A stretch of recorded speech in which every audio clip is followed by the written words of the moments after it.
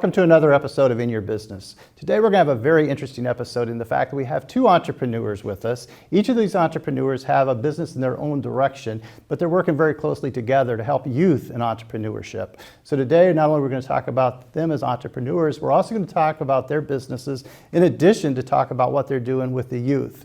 Now, many of you know myself, I'm involved with the BOSS program. I'm the founder of that program, which is Business Opportunities for Self-Starters. That too is a youth entrepreneurship program. We may also bring that into the discussion a bit because of the importance of youth entrepreneurship. But we all have to get started at some point. Some of us start as youth, some of us start later in life. At any point is a great time to start an entrepreneurship. And we're going to talk about that today with these two entrepreneurs. So joining me on the show today is Nathan Hogg. Nathan, welcome to the show. Thank you for having me, Tim. Carl Rhinehart. I don't know Carl as well. We just met today for the first time, but Carl, I hear great things about you in the community. Thank you, I appreciate it. Welcome to the show. Glad to be here. Gentlemen, we're going to do things just a little different today from a standpoint that normally we come in and I get to know you as a young child growing up, what your aspirations might have been, then we talk about your business. So today, I'm going to get to know each of you on the show. Then we're going to talk about each of your businesses, but then what you guys are doing in the community when it comes to youth entrepreneurship. So, Nathan, I'm going to start with you because you're the closest one here to me today. Nathan, I think the first time I heard about you was when you were in 7th grade. Okay. I'm a senior now. You're a senior you're a senior in high school. Yep, senior at Richmond High School. Okay. But you reached out to me when you were in 7th grade. It was what we call a cold call. You gave me a call, I answered, you introduced yourself, told me what you were doing. And I thought, I'm very impressed with this young person. So 7th grade, you were already exploring entrepreneurship. Correct. So tell us what happened in 7th grade. I had a youth entrepreneurship club in Dennis Middle School. So we had a 30-minute period at 8:15 in the morning till 8:45. It was a success time. So students would go, it's basically a homeroom. They would go and do their work. So I decided that entrepreneurship is my heart and my passion. I love working for myself. I love being my own boss. So I decided that I was going to create a youth entrepreneurship club to get others to follow my lead. And it was successful. I cooked them breakfast and I invited guest speakers to come in and talk as well. And that's the thing that stood out to me was the fact that not only did you bring me in and let me speak with them, which I love doing, but you also made breakfast that morning for the students. And I was so impressed. It was not just, you didn't just get donuts or bagels. You actually prepared the breakfast. I think it was a cinnamon roll casserole. And then we had like sausage and all that good stuff as well. Biscuits and gravy, orange juice, apple juice. We had the whole thing. That's all fine as we're sitting here today talking, but that was when you were in 7th grade. Mm-hmm. Okay, what were you, 13 years old? Yep, 13. And so that was very impressive. But Nathan, for you to have started that type of program in 7th grade means it's been on your mind before that. Mm-hmm. So how did this entrepreneurship begin with you? I think that it began with me when I was, I'd say about 6 years old. I remember when I lived in Connorsville, I remember, always setting up on the corner. I always had a lemonade stand every Saturday and I would sell it for 50 cents and I would always sell it and the community always came and supported my lemonade stand all the time. Because they knew I was gonna be out there every Saturday. So then when I started getting a little money, I'd have like my little piggy bank.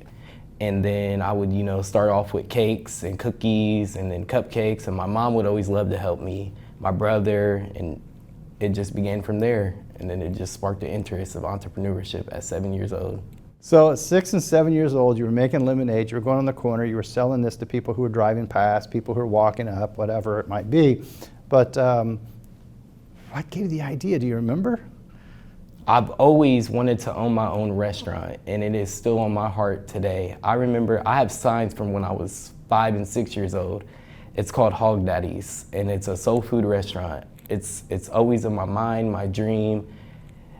I just love it. I've always loved to cook, and I've always loved to make things. So that's always been my interest. So okay. I think that's what sparked the idea was Hogg Daddy's. So I took little steps to get there, and I'm not even close to there yet, but I'm still taking steps to get my name out and building my brand. Yeah, and you're not going alone, and we're going to talk about that because you continue to bring everybody with you, and I think that's admirable. So we're going to get back to that dream, though, and it's a great dream to have, okay? So Nathan, I'm going to leave you alone for just a couple of minutes as I get to know Carl. And Carl, yes, sir. So Let's get to know you a bit as well. So I know that you are an entrepreneur. You're very involved. You've got a program and you're helping youth.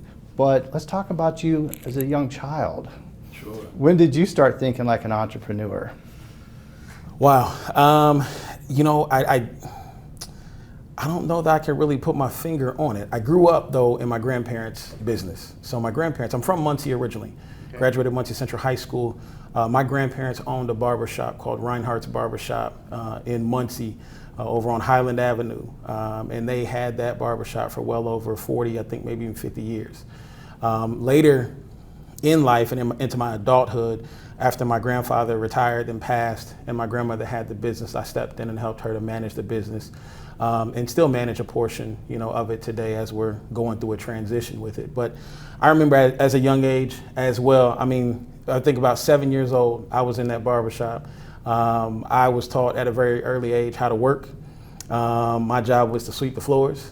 And I was taught to take initiative as well too. So I had to sit there and watch my dad and my grandparents do hair. And anytime hair hit the floor, I had to know when it was time to go sweep that up and clean up that area. From there, I transitioned and they sold potato chips and pops in the business for the patrons there. And so my dad let me run that portion of the business, taught me how to count money, taught me how to go to the store and go and buy the different items that we needed. And then I would buy them, of course, you buy a case of pop, but then he taught me how to break that down and know how much each pop cost in that total case. So to make sure that we knew we were charging enough and be able to make a profit off of it. And so really, I think that's where the seed was planted and where it started. Now, surprisingly enough, they never wanted me to go into business. They never wanted me to go into the barbershop or the cosmetology business. My grandfather, I remember him always telling me to go to school, go get an education. He said, this is hard work. You don't want to stand up behind this chair all day long. It's hard on your back, your legs, your hands, so on and so forth. He's like, you want to get an education and go sit behind a desk. And so I did that. As far as going off to school, I came to Earlham here in '99, graduated in '03 with a degree. But I never lost, I don't believe, that entrepreneur spirit, and the values that they instilled in me are still there, to this day. Sure. Carl, I have to share with you, though, that as a professor and teaching in the School of Business, I find it interesting because on campus, I try to get to know all the students. And there's a lot of students on campus that will tell you that I'm their professor. There's even deans and administrators who will say, oh, Tim's student, but I don't have him in class, okay? There's students that are interacting with, okay? And the important thing is a lot of times they'll have a business idea. They'll have that aspiration that you're speaking of, okay? And it doesn't even have to be a business student. Some of the best entrepreneurs that I work with, nursing, criminal justice, education, okay? Those are the ones who truly have that desire to start a business, and they do so well with it. I think it's interesting to hear your stories. You were growing up, because I love the way you said, I had to clean up the floors. When hair hit that floor, I had to clean it, okay? Those were truly opportunities you got to do. And because you had those opportunities to do it, gave you the experience and foundation to be a great entrepreneur today. Love the ideas, love everything that happened. Love the fact that you brought in the sodas, the chips, the candy, all that type of stuff to sell. I wish the barber I went to today would do that, So those are great things to help your customer. And that's what you want to do, is you want to find opportunities. In business, I've always, heard people say that you really need to solve a problem. And I'm not going to deny that, but I'm going to say that it has equal weight with me as being able to seek an opportunity. Because it's not always got to be a problem, because some people don't realize there's a problem. Sometimes you just got to take advantage of the opportunity. So now as we transition, I think we have to look at this and say, okay, so what are you guys doing? We know how you started at 6 years old, okay? I know where you were at when you were in 7th grade at 13. Today you're going into your senior year, and you have your own business. So let's talk about that. I'm the CEO and founder of Hogg Helps. So my mission is to empower the youth for future careers, stability in the workforce, while providing support, mentorship, and education as well. I'm a subcontractor for the Wayne County Probation Office, so I help those kids that are on probation, help them get jobs as well, connect them with support, mentorship, and education that they may need as well. I've helped a variety of students get jobs here and connect them with leaders and, just been a support person for them, somebody that they can contact no matter what. I feel like with the youth in with the youth, there's a knowledge funnel that doesn't get down to where it needs to be. So there's a bunch of stuff that people has came to me and said, hey, did you know about this? I have this stuff for youth. And I'm like, if I didn't know, how did these other students know?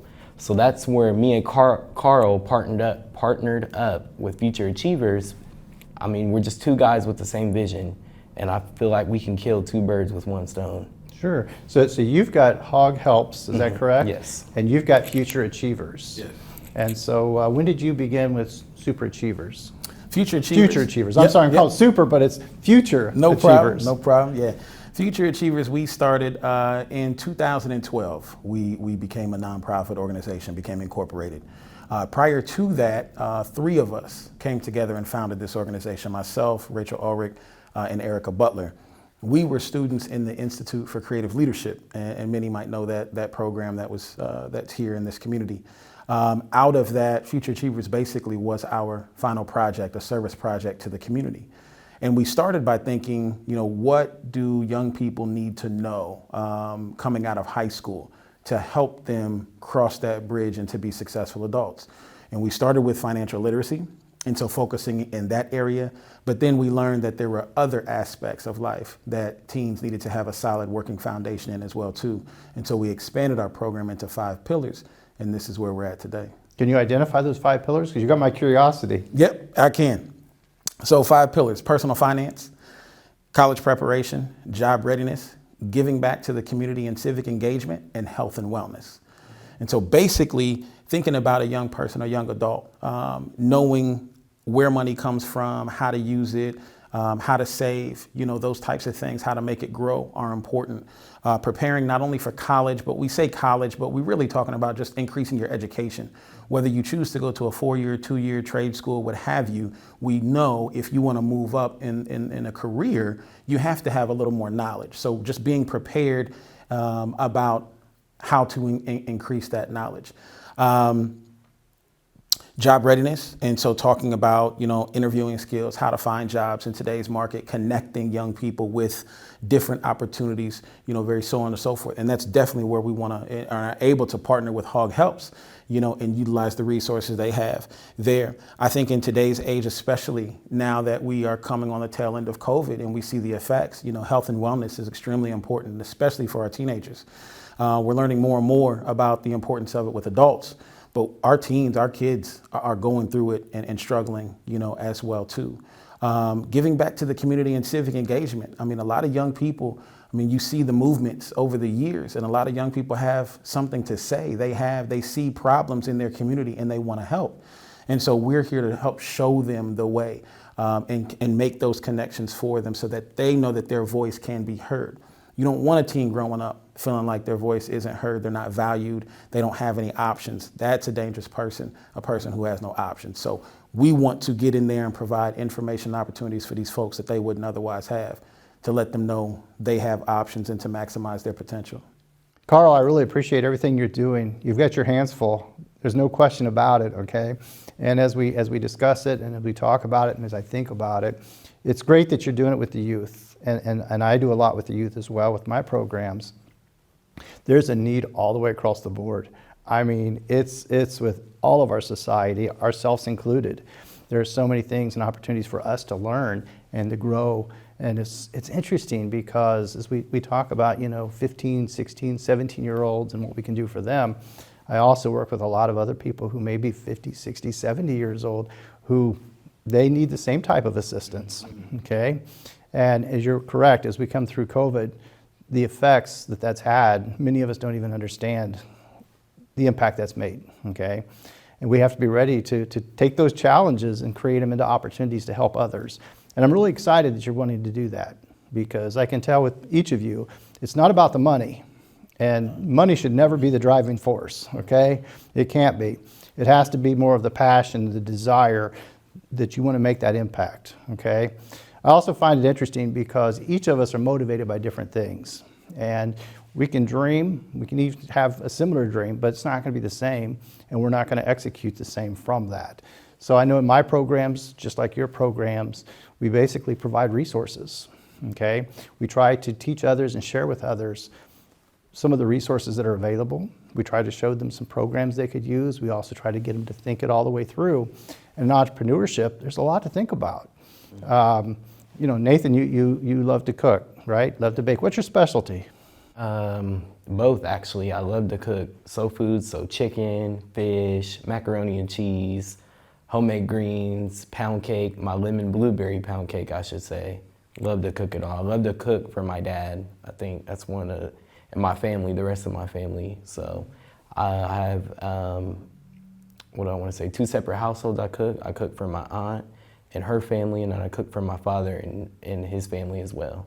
Such an amazing thing, okay? At your age and what you're doing, a lot of people, when they're going into their senior year of high school, they're talking about playing football, or they're talking about playing basketball, or they're talking about tennis, they're talking about, sporting events and fun activities and cruising in their car and such. And here you are wanting to help others and then exploring the idea of even having your restaurant down the road. But in entrepreneurship, you're going to have some responsibility. Mm-hmm. And I think it's amazing because most of the time we don't even realize the average worker works 40 hours a week. Okay, but it's on their mind more than that, but their actual time in. As an entrepreneur, it's not going to feel like work, it's not going to seem like work, but we work all the time. I probably put in 80 hours a week. I really believe that. I put in a lot of work into Hogg Helps. Mm-hmm. I'm having an event today from 3 to 6 at Central United Methodist Church, and I can tell you I put in probably 120 hours in 3 weeks on this. Mm-hmm. Sending out emails, getting sponsors, writing the educational expos, thanking the sponsors, sending thank you letters, going to Gordon's, the whole line. Mm-hmm. I was putting a lot of time for that. And what's funny is I'm going to ask you a question, and when I do, I already know the answer that I believe, but I'm curious to hear the answer you say. But what was one of the best parts of that experience? The best part that I got from it was really the networking. So through this trial, I've been knocked down a few times, but I've gotten right back up. But I believe that networking has been my biggest advantage here. So I'm on a couple of different committees here now in Wayne County, the Wayne County Cares Committee, the Christian Connectors Committee, and I do work for the probation office as well. I work at Reed Health, and I've done work for the Leland Legacy as well. So I'm just all around the board. So I think really networking has been my biggest advantage for me. Okay. And that would have probably been the same answer I would have given, just in a little different way, because when you reached out to me about this program, you were so excited because the support you needed, the financial support that you needed, which we need that in business, mm-hmm. but the financial support you needed all came overnight while you were asleep. Yes, it did. I put the flyer out, and overnight I had over 15 different sponsors.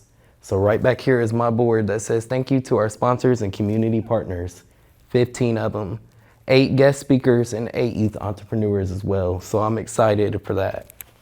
Well, that just shows your hard work pays off. Yes. And I think that's what happens with entrepreneurs is about the time we may feel like we're giving up or why are we doing this, something happens, it sparks our interest and it gets us excited again. I'm honest in my work and I believe God, and I let God lead my way. I pray about it. Whatever I do, I always pray. And I, manifestation has been my biggest thing. I see it, I feel it, I believe it. So I believe that this event was going to be a success, and it turned out, I don't have an LLC, I don't have a single license, none of that stuff. I'm just coming up. So Hogg Helps has been up for 1 month, and all this good stuff has happened to me. And I believe that it's through the power of God. My main goal is for everybody to at least have one mentor in that life, whether it be Carl, whether that be Sherry. I want everybody to have a Sherry, a Carl, a Tim, a Dr. Wright, or whoever. I want everybody to have somebody that they can lean on no matter what. Sean Hogg, whoever. Sure. And it's fun because those mentors come in many different ways. Yes. And I've been blessed to have several. I've had mentors that didn't know they were my mentor. I've never even mentioned it to them. And I just watch them interact with them and they have no clue, but they're truly a mentor. The other thing is a mentor doesn't have to be senior. They don't have to be older than you. Yeah. A lot of times you could be my mentor, okay? And it happens a lot at the university. And I don't even usually tell the students, but the students are actually mentoring me many times. And it really helps. It helps us in so many different ways. But I'm not sure how you balance on all those hours and all that with school. How do you also mix your studies and such? Whew, it's a struggle, but I spend about 4 hours on schoolwork. So during the day, I try to get all my homework done. You know, I also work at the hospital as well, so I work from 4 to 9:30 a couple of days of the week. So about 9:30 is when I get up, when I get home, and then I start doing my schoolwork if I have any left over. And I have a school laptop, so I'll get on there and type up Word documents, and I do a weekly agenda of what I need to get done that week. Okay. So I follow that very strictly. Nathan, how'd you learn this discipline? It just came to me naturally, honestly. Really? Yeah. That's awesome. Well, good for you. Carl, I'm coming back to you, and I'm coming back for a reason. And that is, I have known Nathan now for several years, but not known him, okay? I've known of him. I knew that he reached out to me again when he was in 7th grade. I know that a few weeks ago he was visiting campus as a junior preview day. He, again, exited the line, came over, shook my hand, says, "You remember me?" Of course I'm going to remember him. How could you not remember him? Meet him once, you're going to remember him forever, okay?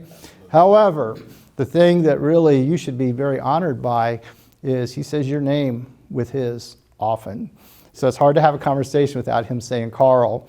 And I know when he called me a few weeks ago, he kept saying Carl. And I said, "Who's Carl?" Okay? So Carl, you're such a mentor to Nathan.